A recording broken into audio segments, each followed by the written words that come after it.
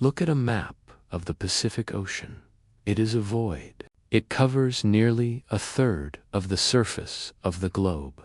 A staggering 63 million square miles of deep blue nothingness, punctuated only by microscopic dots of coral and volcanic rock. Now, imagine it is the spring of 1942. The United States Pacific Fleet is still bleeding oil into the harbor at Pearl Harbor. The Japanese Empire has just executed a terrifyingly swift expansion, swallowing the Philippines, Wake Island, Malaya, and the Dutch East Indies. They have established a defensive perimeter that seems impenetrable, fortified by distances so vast they break the human mind. The American military is faced with a terrifying reality: to strike back at the heart of the Japanese Empire. They cannot simply march an army across a border. They have to project power across thousands of miles of hostile ocean. But airplanes of the era do not have the range to fly from California to Tokyo, and ships cannot operate for months without fuel, ammunition, and repair. To win the bloodiest conflict in human history, the United States realizes it does not just need soldiers. It needs stepping stones. It needs a logistical miracle. It needs to build a continuous chain of fully functioning, heavily armed cities on some of the most remote, disease-ridden, and uninhabitable patches of dirt on the planet. And they have to do it while under constant enemy fire. This is the story of the impossible logistics of the Pacific Theater, a staggering feat of engineering and supply chain management that remains unmatched in human history. The fundamental problem was mathematics. For every combat soldier swinging a rifle in a steaming jungle, there had to be a dozen men behind him, cutting roads, pumping fuel, unloading cargo, and building runways. Before a single bomb could be dropped on an enemy stronghold, an entire civilization had to be manifested out of thin air. There were no deep-water ports on these islands. There were no paved roads, no electrical grids, no sources of fresh water, and no warehouses.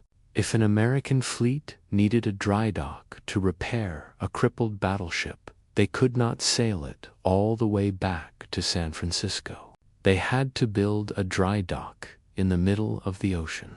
Every single item required to sustain a modern mechanized war, from the massive bulldozers and thousands of tons of pierced steel planking for runways, to the millions of gallons of aviation fuel, the blood plasma, the artillery shells, and the shoelaces had to be manufactured in American factories, loaded onto trains, transferred to cargo ships, and sailed across hostile submarine-infested waters. To achieve this, the United States Navy had to invent a completely new type of warrior.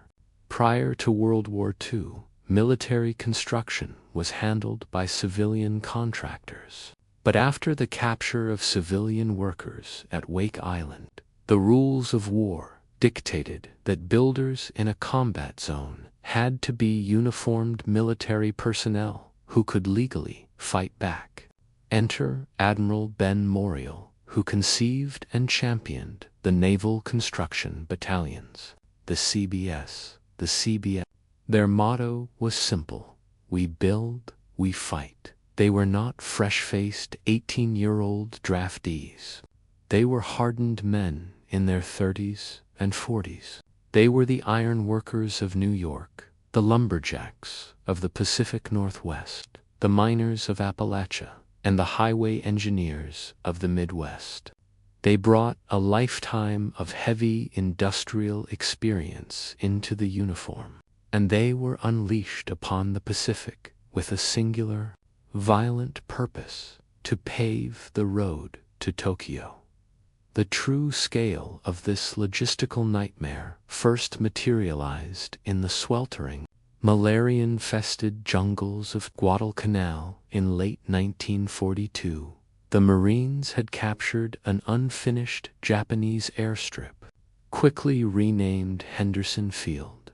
But holding it meant supplying it, and supplying it meant defying the laws of physics. The waters offshore, soon to be known as Iron Batom Sound, were a graveyard of twisted metal. Supply ships had to anchor offshore while vulnerable to air and submarine attacks, frantically offloading cargo onto smaller landing craft, which then slammed into beaches without any port facilities. The Seabees arrived and immediately began working miracles in the mud.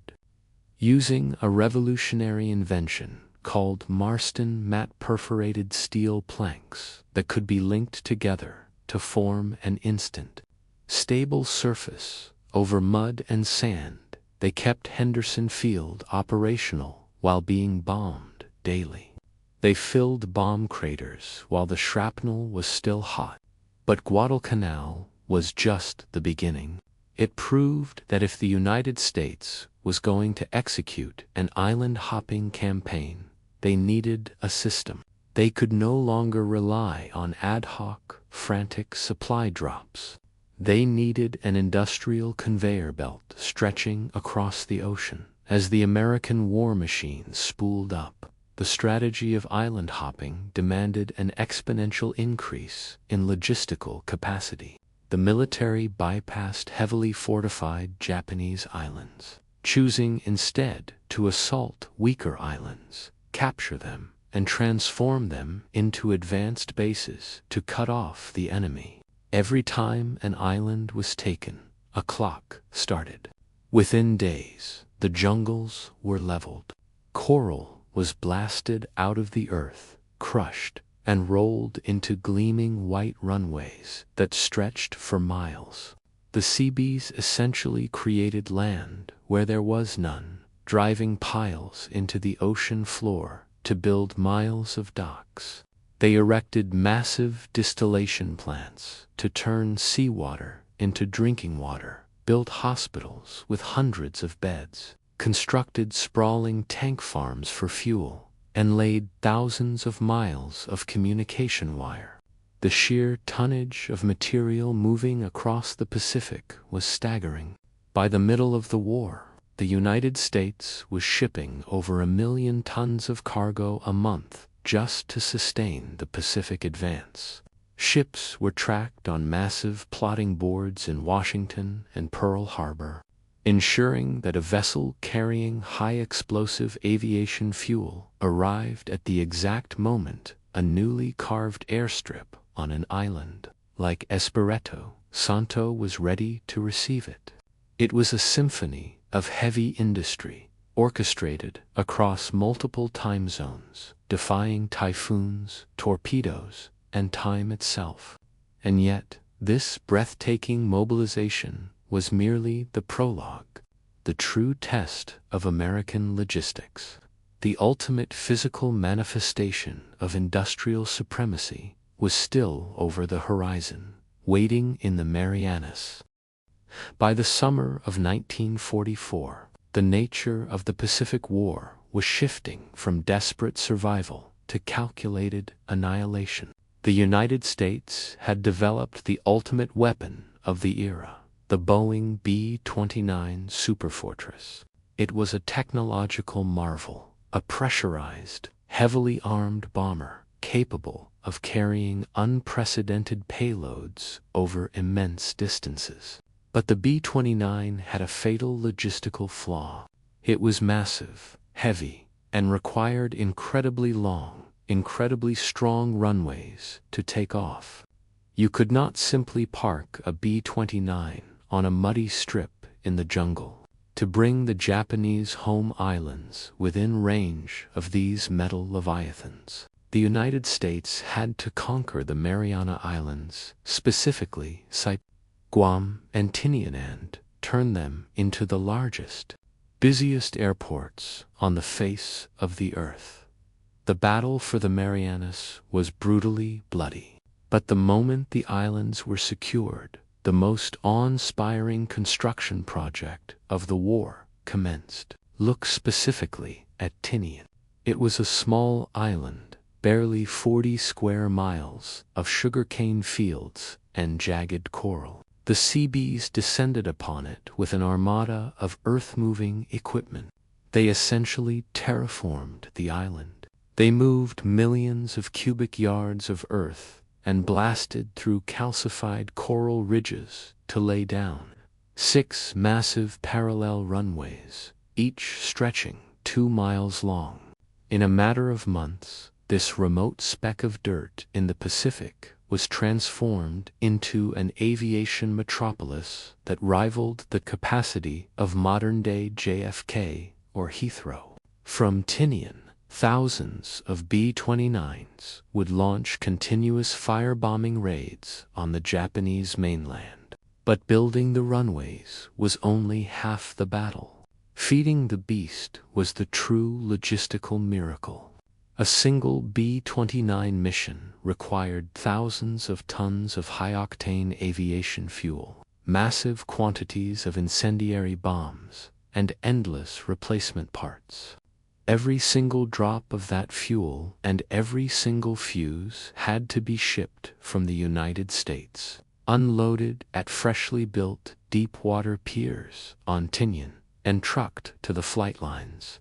The island became a masterclass in grid system efficiency, with roads named after the streets of Manhattan to manage the chaotic, endless flow of traffic. Yet, as the front line pushed relentlessly closer to Japan, even the island bases weren't enough. The combat fleet was operating so far from Hawaii or the West Coast that returning to port for resupply or repair would take ships out of the war for months.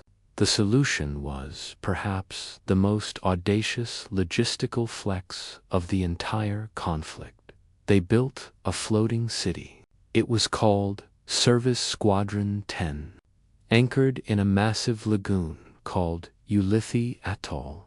Ulithi was nothing more than a ring of coral islands surrounding an anchorage large enough to hold the entire US Navy, and, for a time, it did. The Navy brought the port to the fleet. They anchored massive floating dry docks capable of lifting battleships out of the water for hull repairs in the middle of the ocean. They had floating bakeries, floating hospitals, and even floating ice cream factories designed solely to boost morale. Ammunition ships, fleet oilers, and supply barges were all organized into a massive, mobile logistical hub. When Admiral Halsey's fleet returned from striking the Philippines or Okinawa, they didn't go to Pearl Harbor. They went to U. Within days, they were refueled, rearmed, repaired, and sent back into the fight.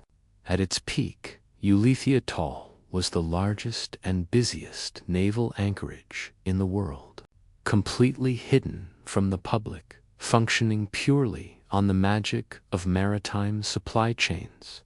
The Japanese military leadership simply could not comprehend this level of logistical dominance. Their doctrine was built around warrior spirit, decisive battles, and the assumption that the vastness of the Pacific would grind the American offensive to a halt. They expected the Americans to outrun their supply lines. They failed to realize that the Americans were paving the supply lines as they went. The Japanese soldiers, fighting to the death in caves on Peleliu and Iwo Jima, were starving, cut off from resupply by American submarines and aircraft, surviving on scavenged rice and dirty water. Meanwhile, offshore, American sailors and Marines were eating fresh meat, drinking clean water, and watching movies on the decks of their ships. The contrast was not just a matter of comfort, it was the mathematical certainty of victory. You cannot defeat an enemy whose supply chain is so robust that it can afford the cargo space to ship thousands of gallons of ice cream to the front lines. Ultimately, the story of how America built secret bases across the Pacific is the story of how the war was actually won. We remember the names of the generals and the admirals. We revere the iconic photographs of flag raisings, and we study the tactical brilliance of the naval clashes. But beneath the surface of all that glory was a relentless, grinding engine of logistics. It was the teenager calculating load weights in a San Francisco rail yard. It was the merchant marine sailor steering a freighter through a typhoon. And most of all, it was the Seabee sitting atop a bulldozer in the sweltering heat, chewing a cigar, shoving a mountain of coral into the sea to build a runway that would end an empire. They looked at an impossible void. They brought the full weight of American industrial might to bear upon it, and they built an empire of logistics that shrank the largest ocean on Earth into a manageable highway to victory. They proved that wars are fought by heroes, but they are won by supply chains.